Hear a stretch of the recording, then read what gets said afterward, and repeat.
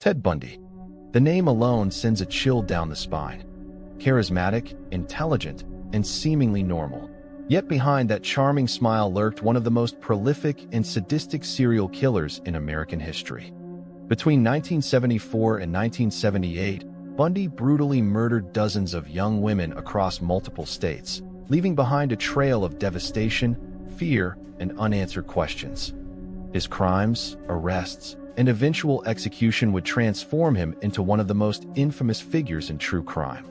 Tonight, we unravel the horrifying story of Ted Bundy, the man who hid pure evil behind the mask of normalcy. Ted Bundy was born Theodore Robert Cowell on November 24, 1946, in Burlington, Vermont. From the start, his life was clouded by deception. His mother, Eleanor Louise Cowell, was unmarried when he was born, so to avoid scandal, she moved in with her parents and pretended that Ted was their child. Ted grew up believing his mother was his sister. This early confusion about his identity would later become one of many psychological scars. As a child, Bundy was described as polite but detached. Those who knew him said he rarely showed emotion. As he grew older, he developed a fascination with crime stories, particularly tales of sexual violence and murder. He was intelligent, handsome, and outwardly well-adjusted, a boy who seemed destined for success. Yet, deep inside, something sinister was growing. In his teenage years, Bundy began peeping into women's windows, stealing items, and indulging in violent fantasies. But outwardly, he lived an ordinary life. He attended the University of Washington, where he studied psychology.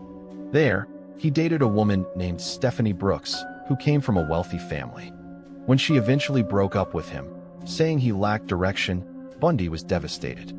Many criminologists later suggested that Stephanie's rejection became a trigger for Bundy's hatred toward women who resembled her, beautiful, educated, and independent. After the breakup, Bundy became obsessed with control. He volunteered for political campaigns, studied law, and worked for a crisis hotline, ironically helping others in distress while hiding his darkest impulses. Co-workers would later recall how calm and kind he seemed on the phone, never suspecting that he was capable of unimaginable evil. Then, in 1974, young women began disappearing across the Pacific Northwest. The first known victim was 21-year-old Linda and Healy, a student at the University of Washington. On the morning of February 1, 1974, Linda's roommates discovered her bed neatly made, her nightgown missing, and a bloodstain on her pillow. There was no sign of forced entry. She had simply vanished. Over the next few months, more women went missing: Janice Ott and Denise Naslund from Lake Sammamish State Park, Georgianne Hawkins from an alley near her sorority house, and several others. Witnesses described a handsome young man with an arm in a sling or a leg in a cast, asking for help loading something into his car. He introduced himself as Ted. At first, police thought these were separate incidents. But soon, the pattern became impossible to ignore. All the victims were young, white women with long brown hair parted down the middle, eerily similar in appearance. The manhunt began, but Bundy's charm and intelligence allowed him to stay one step ahead. Ted Bundy moved frequently, changing jobs, schools, and even states. After leaving Washington, he relocated to Utah to attend law school. But wherever he went, women disappeared. In Utah, he abducted and murdered several more victims, including 18-year-old Melissa Smith and 17-year-old Laura Am. His method was always chillingly similar. He would lure women into his car, knock them unconscious, sexually assault them, and then strangle them. Bundy's car, a tan Volkswagen Beetle, became his mobile trap. Inside, he removed the passenger seat to make room for victims and carried handcuffs, rope, and weapons.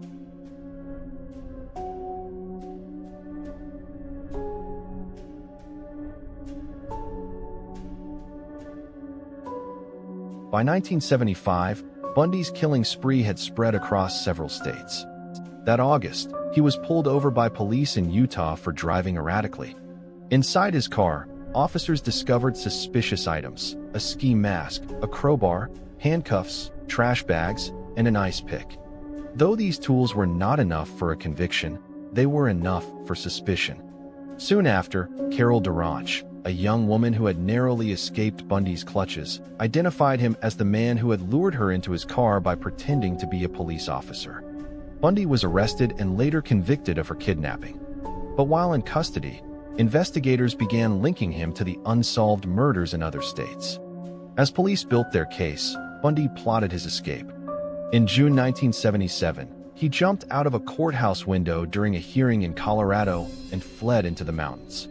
After 6 days, he was recaptured. But his thirst for freedom wasn't over. On December 30th, 1977, Bundy escaped again, this time through a hole he had sawed in the ceiling of his cell. By the time his escape was discovered, he was long gone. Bundy drove east, eventually arriving in Florida.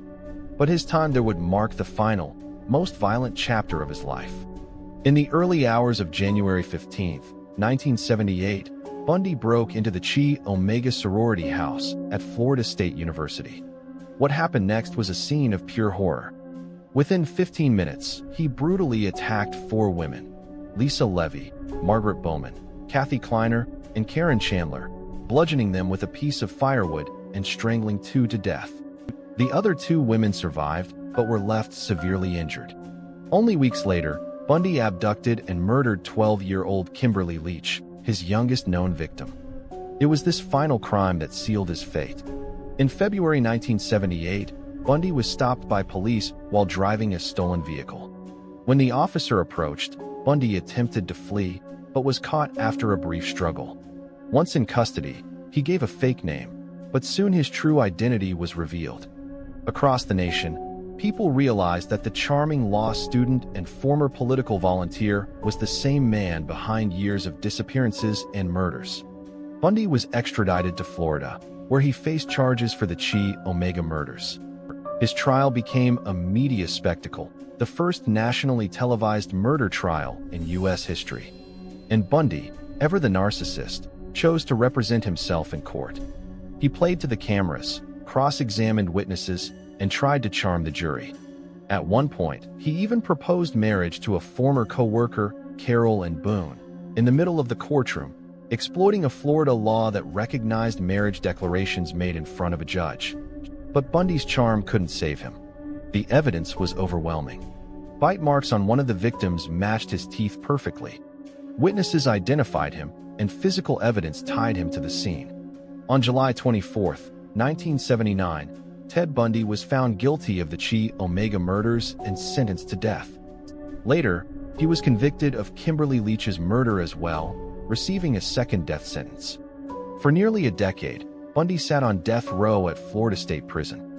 During that time, he granted numerous interviews, alternately denying and confessing to his crimes. Psychologists, journalists, and even the FBI tried to understand his mind.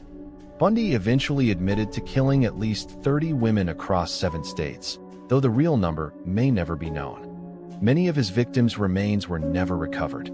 Bundy's interviews revealed a chilling duality. He spoke calmly and intelligently about his crimes, describing them with detached precision. When asked why he killed, Bundy often deflected responsibility, blaming pornography, upbringing, or society. But those who studied him saw something deeper, a pathological lack of empathy and an obsession with domination. Bundy didn't just kill for pleasure, he killed for control. He sought to possess his victims completely, even returning to their bodies to commit acts of necrophilia. As his execution date approached, Bundy made a final attempt to delay the inevitable by offering information about other victims in exchange for more time. But the courts refused further delays. On January 24, 1989, at 7:16 a.m., Ted Bundy was executed in the electric chair. Outside the prison, crowds cheered, waved signs, and chanted, "Burn, Bundy, burn." Reporters described the smell of burning flesh as the electricity surged through his body. The man who had once manipulated, deceived, and terrorized a nation was finally gone. In death, however, Bundy's legacy lived on. His crimes forced law enforcement to rethink how they tracked serial offenders across state lines. The FBI's Behavioral Science Unit, which later inspired shows like Mindhunter, used Bundy's case to develop new profiling methods to identify and catch serial killers before they could strike again. But Bundy's story also became a disturbing reflection of society's fascination with evil. His good looks and charisma led some people, particularly women, to write him letters in prison and even express romantic interest. Others saw him as a symbol of the hidden monster, proof that evil can wear a friendly face. The true horror of Ted Bundy lies not just in his brutality, but in how ordinary he appeared. He wasn't a shadowy figure lurking in the dark. He was a student, a volunteer, a neighbor. He attended parties, smiled for photographs, and shook hands with politicians. Yet behind that facade was a predator driven by an insatiable hunger for power and blood. When we think of Bundy today, we often think of his charm, his confidence, his intellect. But those traits were merely tools, masks used to manipulate and destroy. The real Bundy was not a misunderstood man, but a calculated killer who chose to inflict suffering. His crimes remind us that evil doesn't always announce itself with fangs and claws. Sometimes it smiles. In the end, Ted Bundy left behind more than just horror. He left behind lessons. Lessons about trust, vigilance, and the dangers of underestimating those who seem too perfect. For every chilling interview, every courtroom smirk, there are families still grieving, lives forever scarred by what he took from them. The Ted Bundy killings are a grim reminder that monsters can live among us, hiding behind the illusion of normalcy. They walk, talk, and charm their way through life, until the mask finally slips. And when it does, we're left staring into the face of evil.